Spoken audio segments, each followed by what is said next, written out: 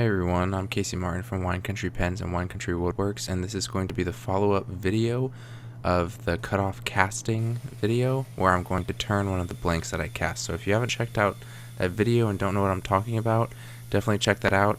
Basically what I do is I take a lot of my Alumilite cutoffs from casting a lot of blanks and then cutting them, and those cutoffs that were left over from the cutting I reused by recasting them. So right now I'm just getting the blank set up to be turned onto the lathe, and then I will be turning it into a rollerball pen.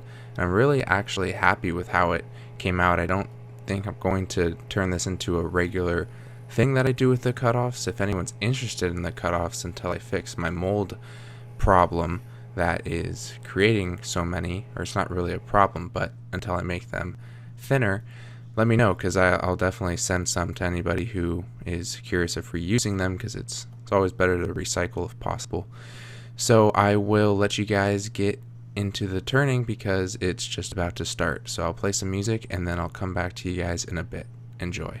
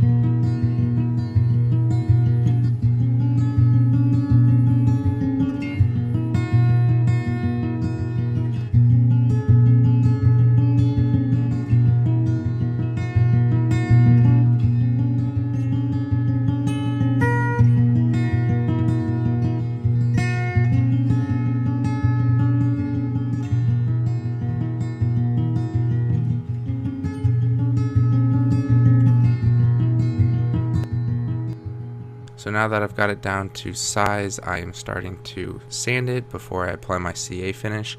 What I did notice with these blanks that I could have fixed by doing in the first place was that the white Alumilite that I cast to surround the cutoffs didn't adhere to the cutoffs themselves as perfectly as I hoped, and where it didn't adhere was where there was other Alumilite. And the best way to have solved that would have been for me to use some sandpaper to kind of rough up the cutoffs before I cast them, because I did run into a problem of having a slight chip out from one of the parts that I was just talking about where the white adhered to the old Alumilite cutoff. And so it ended up being fine with the CA finish. You actually can't even feel it in the finished pen. I can kind of see it since I knew it was there, and it, like I said, it wasn't a problem. But if I do make another one of these batches of these type of pens, that's definitely something I can improve on in the future.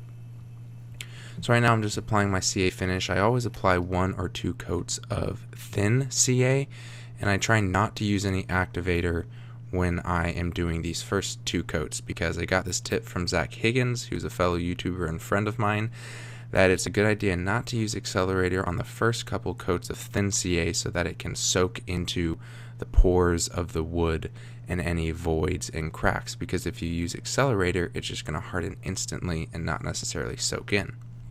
And then after I do those few coats of thin CA, I move on to medium CA, which is what I'm doing right now.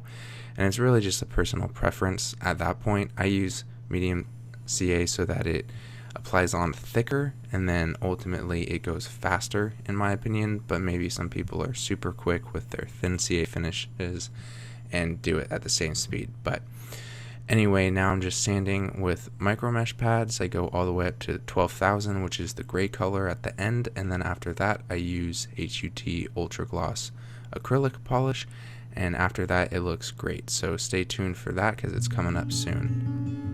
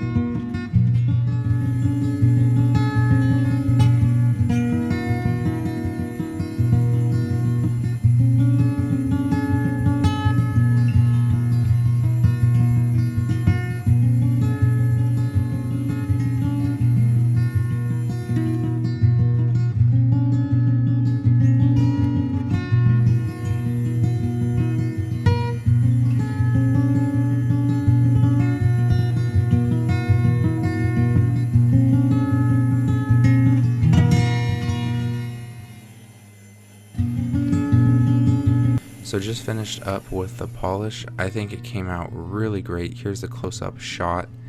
Some of the wood looks awesome. I almost got a couple burl pieces in it, and that green on the right. It looks really shiny, and I'm actually really happy with how it came out. So now it's just on to assembly, and I really hope you guys enjoyed the video. Once it's all assembled, I'll have a close-up shot of me showing all of the angles and everything. So if you guys liked the video, give the video a thumbs up. If you have any suggestions for future videos, let me know, and leave a comment down below with what you guys think, and subscribe to the channel if you haven't already. Take it easy, everyone. Thanks.